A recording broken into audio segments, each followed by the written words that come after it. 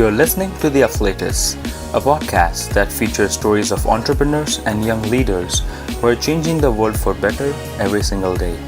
My name is Alok Rathore, and I'm a film producer best known for projects such as Choice and The Doorbell. I'm sitting down with leaders to talk about their process, the lessons they've learned, and how to make an impact.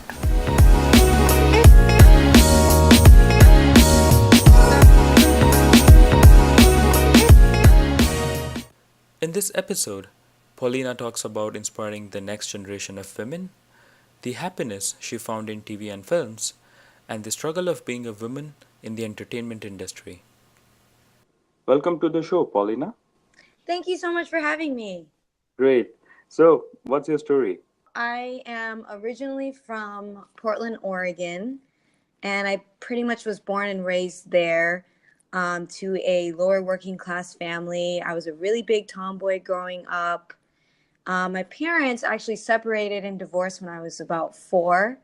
So I think that's kind of what made me turn to the creative outlet that I am now currently working in, because I was an only child, and when you have so much time on your hands, you have to find ways to entertain yourself. So I watched a lot of like TV and movies, and in my heart, I kind of always knew I wanted to perform and entertain people, because I didn't have any siblings. So the only other kids that I would play with would be my little cousins, and I would spend my days entertaining them by like playing different characters and making them laugh and stuff.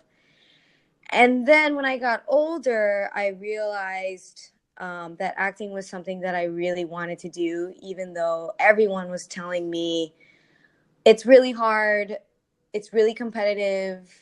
Even my dad was like, "You're Asian, like there's no work for you out there." But I knew that I had to follow my true calling. So here I am. I'm now living in Los Angeles and living the dream. That's great. And I could relate to the idea that when you have lots of time on your hands and you don't have siblings or anything else to do, you sort of become this person who entertains other people and comes up with his own imagination, because that's how pretty much I was growing up in India. I have a younger sister and we used to fight a lot. But beyond that, I mean, like, up until college, I was very introverted. And for that reason, I used to observe a lot because I would have difficulty speaking. And that observation gave me the power of imagination, which then became instrumental in me becoming a filmmaker. So, yeah, funny how, like, your weaknesses become your strengths. How did your education play a role in helping you develop a career? The education that I received really taught me that what I was going to school for was not what I really wanted to do. Because like I said earlier, my parents were they're very traditional Asian parents, so in their eyes, the best dream career would be, be a doctor or a lawyer or engineer or major in business. And the high school that I went to was actually a technical high school where basically you could major in either healthcare or they called it VICA, which could be like you could major in photography or communications or automotive or radio broadcasting. It was a really cool high school, I think, because it set you up in a way where if you weren't planning on going to college, you could get all of your certifications there and have a career upon graduating. So when I went to high school there, I decided to join the healthcare side because I thought I wanted to be a veterinarian because I love animals. And I volunteered at like a vet clinic as part of an assignment for one of my classes.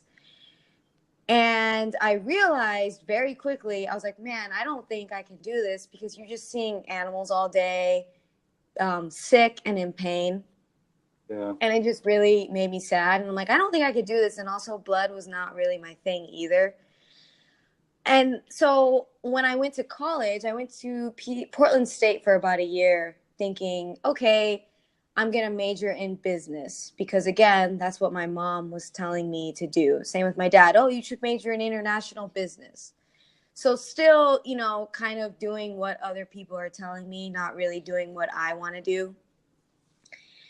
And then I realized really quickly in college how miserable I was and how much I dreaded it. And I was like, man, what am I doing? I'm just wasting money. So I quit college. I moved to Seattle, and I pretty much lied to my parents and said, "Oh, I'm gonna try to go to UW, University of Washington, and try to get a degree in radio journalism." Because at one point I thought maybe I wanted to be like a newscast reporter, which is like kind of close to, you know, being in the entertainment industry, but not quite.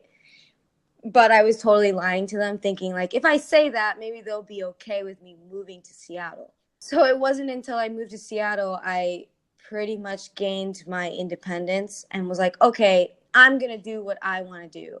And Seattle is such a great town for the creative arts. I just feel like there's a lot of support out there.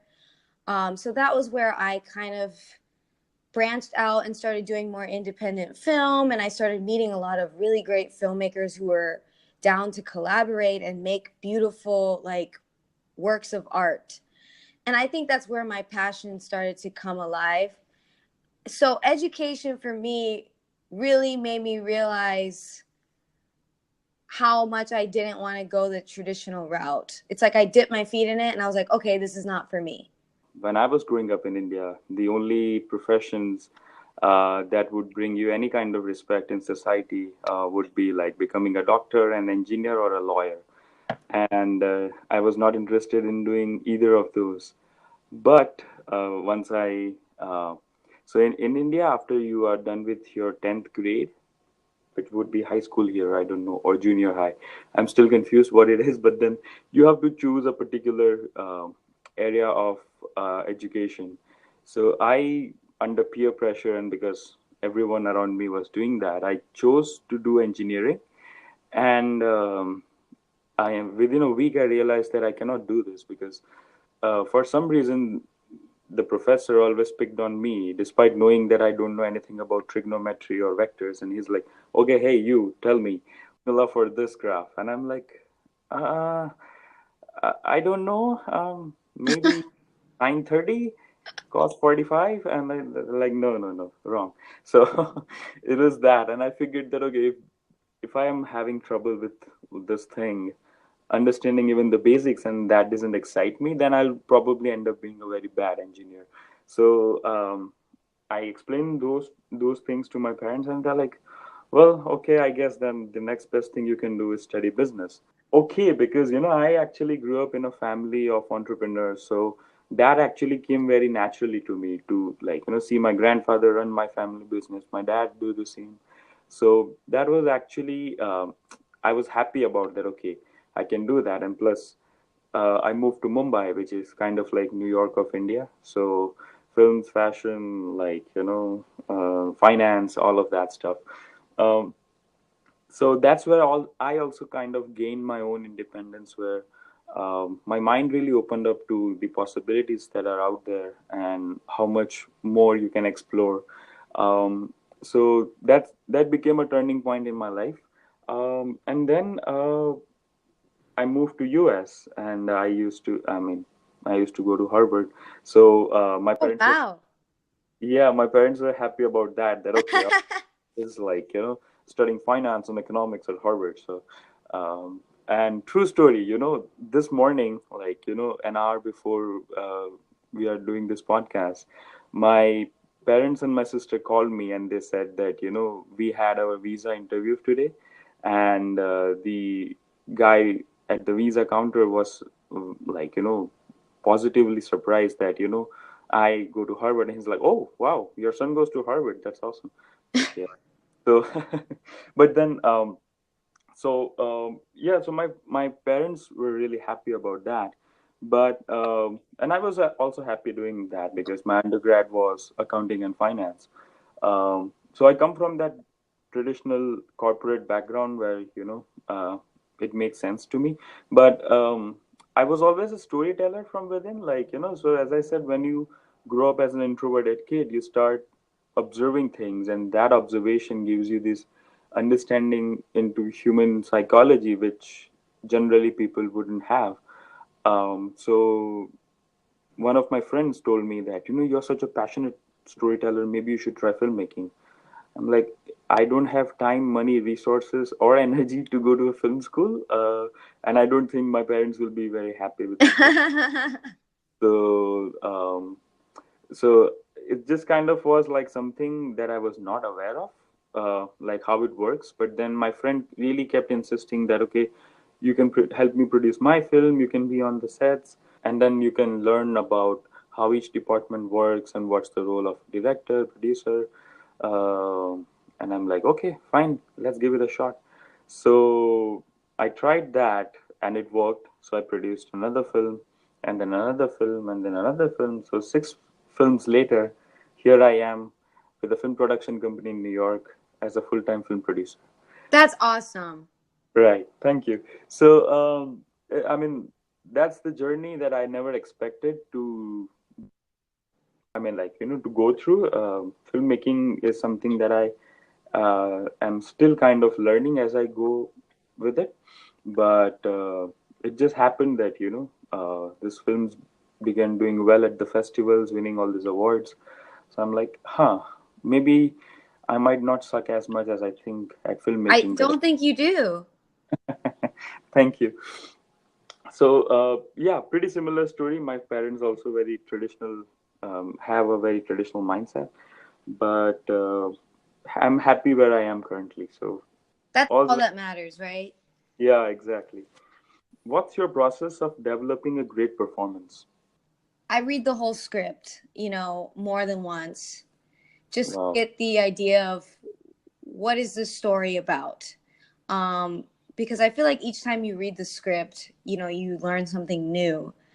And I try to figure out what my character's insecurities are because I feel like as humans we all have them. We all have our own insecurities, um, our things that we're afraid of, things that we really want. Um, and then I try to find a way to connect with my character on a personal level.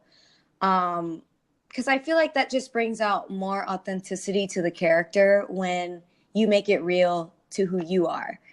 I try to put a piece of myself in every role that I play.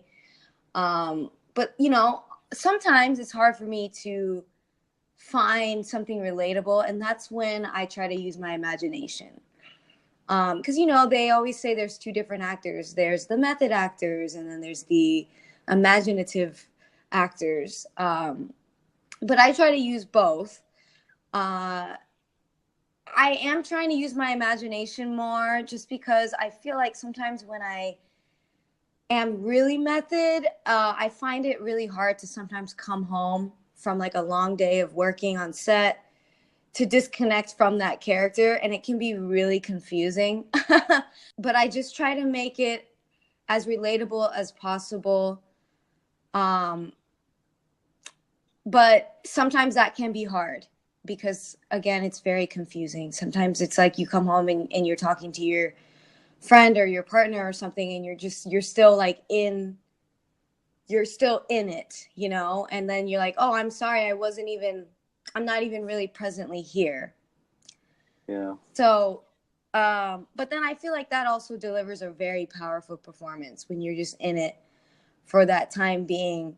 Um, but I love acting, and I love being able to develop these characters that come from, the pages that people write about, because it's just so beautiful to watch. I mean, as a kid, that's pretty much how I coped with being an only child and dealing with, um, the struggles of like being in a family that's not together anymore. Like, film and TV is what brought me happiness. And that's kind of what I think is important for me to do for other people. Like I just feel like if you can affect people's emotions through characters that you play, I feel like I've done my job, you know? Whether that's making them laugh or making them feel some kind of way.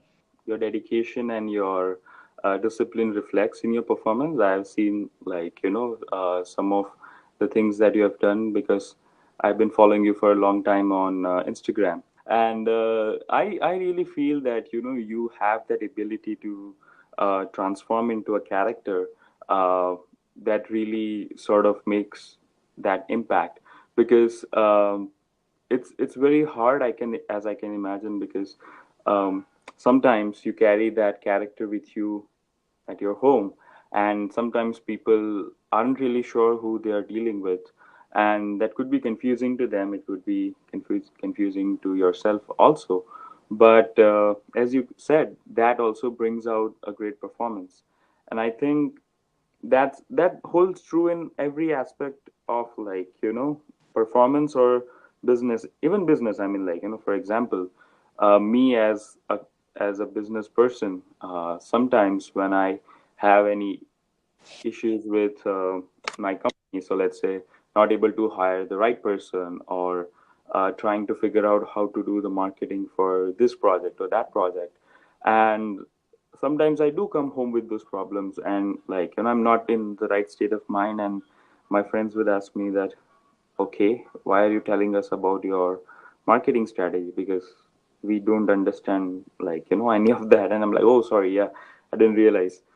So I can understand, and that happens. But I think you have done the work in the sense that, I've seen your stand-up performances, and that's where you really kind of, like, are very dynamic and able to transform very quickly from one emotion to the other.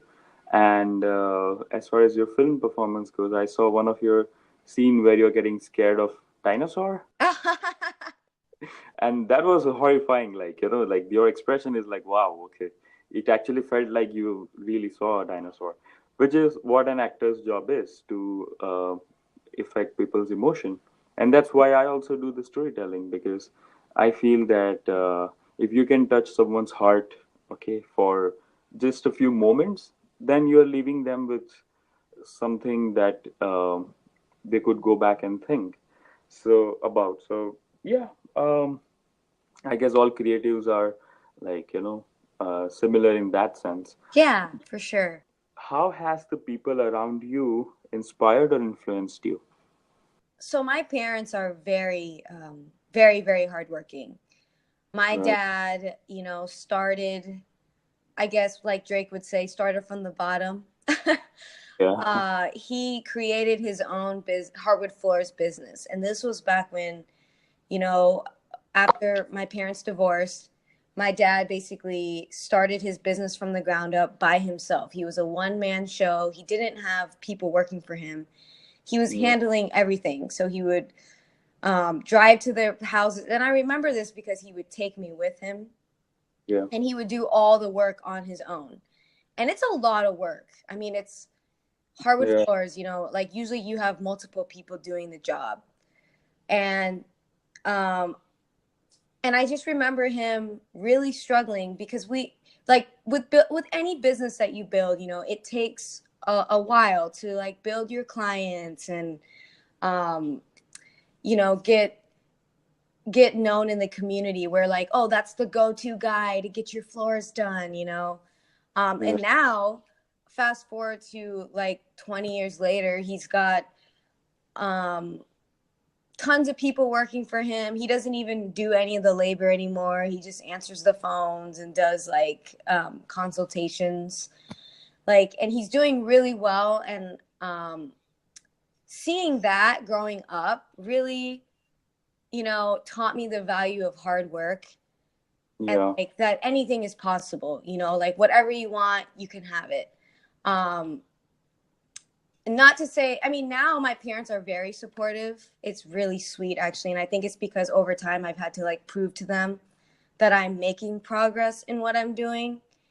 And now that they're seeing that, they're like, oh, wow, like, I think this is possible. But before, and I think it just came from a place of fear, obviously, like with any parent, because they're like, what? Acting? I don't know anything about this because, it's not the traditional way that they're used to. And my mom, she's very independent, very strong, outspoken. And I think I have a lot of her personality traits. And she was always goal oriented. She's tried many different things. Like my mom, at one point, she worked as a nurse. And then Hmm. at one point, she was a medical assistant. And then she owned a nail salon. And then she owned a grocery store. And then now she just works at a hospital doing something in the medical field. I don't forget. I forget because she just got a new job. But my mom has definitely dabbled in different things. And the one thing that I really took away from her is always take care of yourself and don't rely on anyone else. Because I noticed that with her, she'd always tell me, she'd be like, no one's going to give you anything. And she never wanted me to like marry a rich guy and like depend on the guy. Like she was very much a strong believer in you need to work for what you have and that's all yours and like take care of yourself. And I think that also comes from her having to live on her own since she was 16 because the story is my grandma didn't like my dad very much. So Hmm. because my mom loved my dad so much, she basically moved out of the house when she was 16. And I Wow. think that's where a lot of that independence came from, Right. Um, but in that regard, they really inspired me to work hard. And I will say that um, I am very hardworking and I don't sleep much. My friends that I have here are, oh my gosh, so supportive. And I feel like that's really important, like, what do they say? Your network is your net worth. And I'm a strong believer in that. And my acting teacher always says, success is infectious. And I totally agree with that. You should surround yourself with people that inspire you and motivate you. And all the people that I have around me are, they're not jealous, they're not bitter, it's all just love, and being Yeah. in the industry that I'm in, um, having that is just so important to me, and I'm very grateful. I'm so lucky. Uh, and it's great to see your friends too, succeeding and doing things because being around that also motivates you to want to do that as well, to be the best version of yourself, to strive for greatness. So I think that's how a lot of the people around me have inspired me. But I think I also have a lot of extended family as well, like aunts and uncles, who I guess aren't the most positive people. And in a way, that inspired me as well, because that made me want to prove them wrong. And not to say, and I wouldn't say that that's the right way of doing things, but I feel like that definitely gave me the push, to be like, yo, oh, you know what? I'm going to show you what I have or what I can do, what I'm capable of. Because growing up, they were very negative people. They used to just say a lot of really mean things about me. And I'm pretty sure till this day they still do. Family is family. I still love them at the end of the day, but that definitely pushes me to want to try to be more successful in what I'm doing. Indian culture is not that different from, the kind of things that you've mentioned, because something that, I also grew up with, where even now, like, despite all the success that I've got into filmmaking, people are still skeptical about, like, why are you really doing this? I mean, you are not like the next Christopher Nolan or Steven Spielberg. And I'm like, They compare you to those people. those guys have been making films, like, I mean, at least Steven Spielberg has been making films ever since, I don't know, like before even my parents were born. Who knows? Like that guy's been making films since he was 13. So I mean, you really cannot compare his success to mine, where I'm just sort of just barely scratched the surface. So they make these, like, unrealistic comparisons, and they try to um, demoralize you into conforming to whatever they want you to do. But then, if anything that I've learned is that, as far as you're happy following your dreams, everything else will fall in place. I 100% agree with that. Exactly. And then that's what that has been, like, my source of strength. But going back to your dad's example, I know like a thing or two about running business on my own, because this podcast is actually one man show. I do everything. So when I conceived the idea, I designed the logo, I came up with the name, I currently schedule, record, edit, and market all the episodes. So I can understand what your dad must have gone through back in the day. I mean, like, given Yeah, he's amazing. given all the technology these days, even though I'm a one man show for this podcast, my efforts are nearly not as intensive as your dad must have had back in the day. Just kind of like, having to do everything on your own puts you in that mindset where you really learn a lot of things quickly, and that learning or understanding allows you to then delegate authority to people once your business grows. So as your dad is doing now, I hope that, in 10 years I'll have like 3 assistants and 500 people working for me. Oh, that would Let be amazing. let's see, that's the dream. What kind of impact would you like to see your work have on people? I really would like to not only touch people and inspire them through, the roles that I play, but I think the one thing I really want to inspire people to do is to really go for what they want to do, and love what they do, and inspire them to go for their dreams. Because as a kid, I feel like, watching movies and TV, and the one movie I grew up watching, which is really funny, because I think I was a little bit too young to be watching it. But it was honestly the only movie that we had at my grandma's house. I think it was like one of my aunt's movies, but Death Becomes Her with Meryl Streep and Bruce Willis. Yeah. Um, I watched that movie so many times and I loved it. I thought it was so funny. But it really inspired me to want to get into acting, strangely enough, even though I was very young. But I feel like there's just a lot of people out there who are afraid to go for what they love, because we do live in a very traditional society where it's like, hey, the right thing to do to go to college and get your degree, and go into this, and then put yourself in a bunch of debt, and then work a job, and then slowly pay off that debt.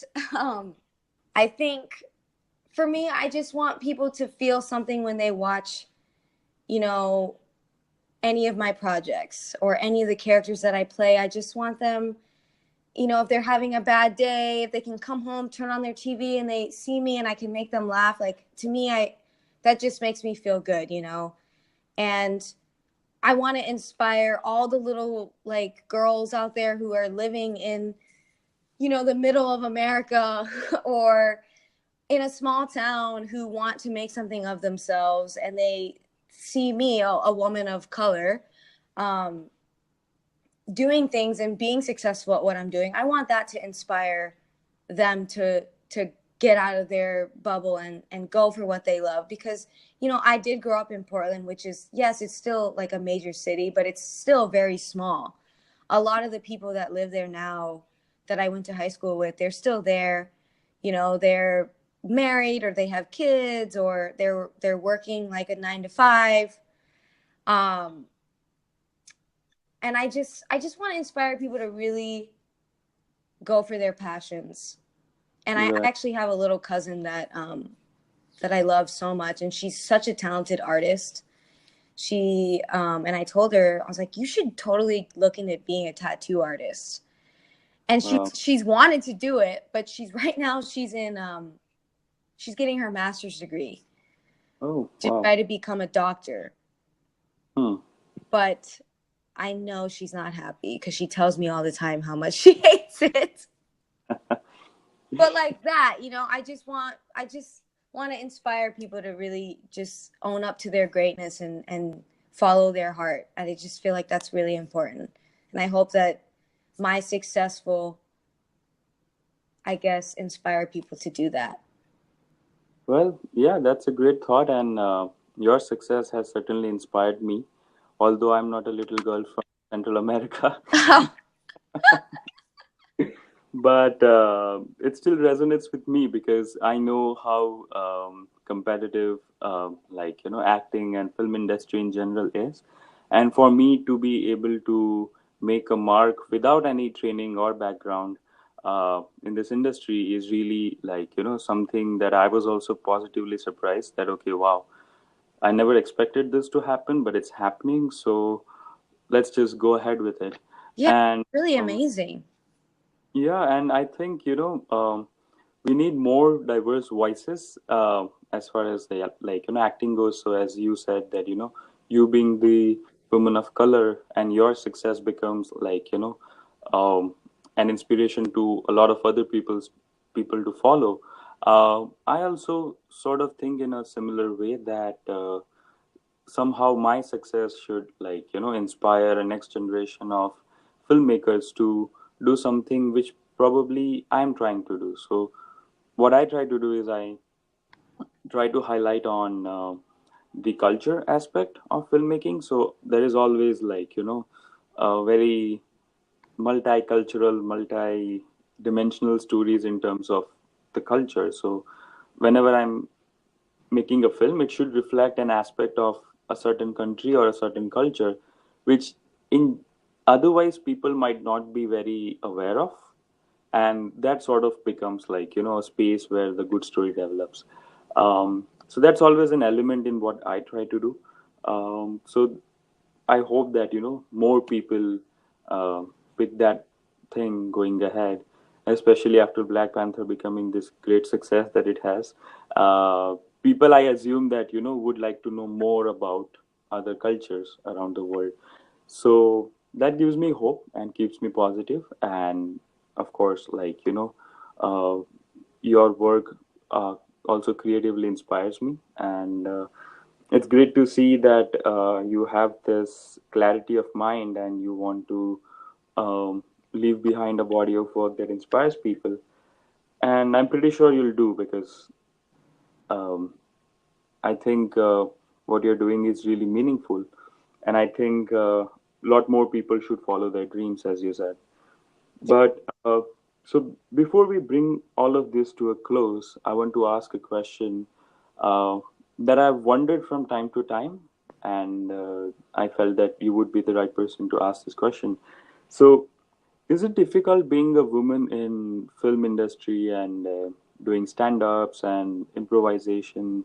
Is it hard? Like, do people perceive you differently just because you're a woman, or maybe not? That's not the case. Oh gosh, I could talk about this forever.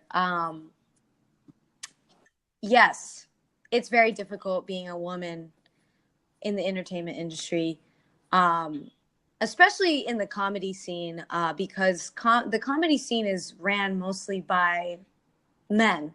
It's mostly just all men. But I think that's also true in the entertainment industry as well. We do need more women directors and producers, and specifically women of color, because that I feel like it's gotten better, but we can always do better, you know. But yes, being a woman in the entertainment industry is definitely challenging, and I say that because, for me, I like to keep my personal life very personal. And this sounds terrible, but I feel like when people know that, especially men in the entertainment industry, I'm just going to say this, but uh, when they know that you have a boyfriend, or if they know that you're married, or you're with somebody, the whole vibe completely changes. They're not to say that they're trying to date you or they're trying to And maybe they are. I don't know what their intentions are. I always try to keep it very professional with anybody that I work with, obviously.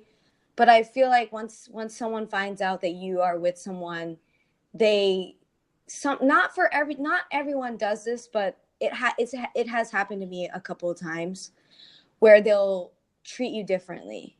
They're not as open to maybe helping you or connecting you with a casting director or connecting you with a director or a producer, and it sounds terrible, it really does, but it's like if you work in this industry and you're a woman, you have to be really open and charismatic and friendly, and it's like you have to put on this persona that you are really fun to work with, and it's like you're like on all the time, if that makes sense.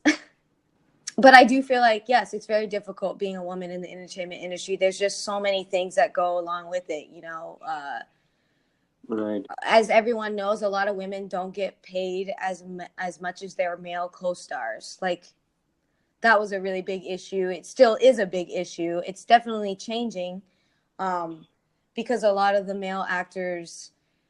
big male actors, are stepping up and like being like, oh no, I'm not gonna take this if you don't pay my female co-star the same amount as me, which I think is amazing and beautiful to see. Yeah. Um, but it still is an issue for sure, and it's very difficult. Um, but I try not to let that affect me. You know, but with improv and sketch, it's not so bad because the people that I do comedy with are amazing and very respectful. So Right. I don't have any issues with that. But when it comes to like acting and being in the entertainment industry, really being in the film and TV industry, it can be hard for sure. I have to be very careful about like what I say, or I just feel like I have to like hold back a lot of the things that I would normally say, I guess. Just because, you know, there's a lot of the people that are in power are men, and they are the key holders to, you know, whether or not they want to cast you in their projects. Luckily, for the most part, every person that I've worked with has been amazing, respectful, and supportive and great. But I have heard stories, from my other female actor friends where they have come into contact with, you know, people who aren't so pleasant. And, you know, you hear stories. We all know about them. Yep.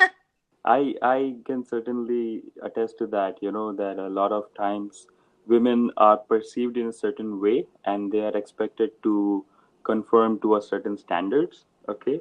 So as you mentioned, like, always being hip and fun and happening, and that's not always the case, and not everyone's personality is that way. I mean, of course, there are some people who can be that way all the time, but then if you are doing that, um just to kind of like please other people, then it's not a very positive working environment, because you're not being yourself, and that itself puts you under undue stress. um, I agree 100%. right, and that's what I've tried to do with my films, at least. So I've never said this before, but I'll say this. On my last film, the actress got paid more than the actor. Okay. That's amazing. And it's like, it was never the question about like whether she deserved it or not. It's just that, her performance requires a certain character, and for that, like, I felt that she deserved a certain kind of compensation, and that's it. So that's what I've tried to do so far, that always give women their due respect, and give them a positive space to just shine. I read this quote somewhere that women don't need wings to fly, they already have it, just give them the sky. Oh, So that's beautiful. yeah, and I believe in that because I've seen this strong independent women all my life. Like my mom used to run her boutique business where she used to design, Indian clothes and sell it all over the world actually. And my sister, who's also an actress, um, has like would share all these stories with me, like how certain casting directors would be nice and supportive, whereas on the other end certain people would just look to take advantage of you. And I think these experiences, being aware of them, made me realize that okay, these are the things that I should never do, which is like being disrespectful or being discriminative or being biased and things like that. And it's changing, yes. Like the pay parity is like getting smaller now, and women are getting bigger and better roles. But still, it's a gradual process. And I feel that okay, if I could be a participant in this process somehow, then I'm contributing to the larger good of the society, because we know we need more female perspectives. To bring everything to a close, what's next? What are the exciting projects that you're working on, and what can the listeners expect from you going ahead? My latest feature film, it's called Megalodon, starring Michael Madsen, is going to be airing on the Sci-Fi Channel on August 13th. That's a Monday, 9 p.m. Pacific Standard Time. So that would be 11 o'clock your time. Yeah. It's like an action sci-fi shark movie. So look out for that. That'll be really fun to watch. And I play a character named Chang, which originally was supposed to be a man. And I learned this after I actually met the casting director, or I talked with the casting director on the other project that he cast me in, the video where you saw me screaming at the dinosaur. He actually cast me in that film as well, and he cast me in Megalodon. Told me, he was like, yeah, this character was originally written as a man, but you know we liked you so much, so we decided to change it. And hearing that always makes me feel good, which goes back to the whole, more women roles. Right. And then I also just I did a guest star on a web series called Here's the Thing. And that's going to be released sometime Memorial Day weekend, which I think is that September? They Yeah. didn't give me a date yet, but they just said Memorial Day, around Memorial Day weekend. Yeah. And that'll be fun too. That's a comedy, which is what I love doing. Yeah. Um, and then I am in the middle of. I just got booked on a short, and it's a sci-fi short, and I play like a I guess an android, like robot who isn't fully human. Kind of Yeah. like if you ever seen the show Humans, it kind of has that same kind of idea. Okay.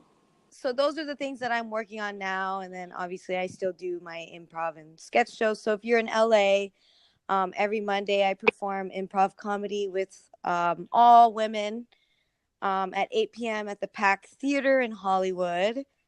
Awesome. Um, so yeah, those are just some of the things that I'm working on, and then also you can follow me on Instagram at Paulina Laurent. And I'm there and I post stupid, funny videos all the time. That's great. These are all exciting projects, and I'm certainly looking forward to them. And I hope that each of these projects give you the success and the fame and in general the happiness that you deserve. And I Thank you hope so much. that in future maybe we can collaborate on some project. That would be amazing. You sound really great and And would be someone that I would love to work with. You've been listening to The Afflatus. If you like what you have heard, do us a favor and share the episode with your network on social media. It helps. If you would like to know more about the show or share your opinion on the episodes, connect with us on facebook.com/unciafilms. That's facebook.com/unciafilms. If you would like to support the crowdfunding campaign of my latest film, The Doorbell, then click on the link mentioned in the description. Even a single dollar helps. Thank you so much for listening to The Afflatus.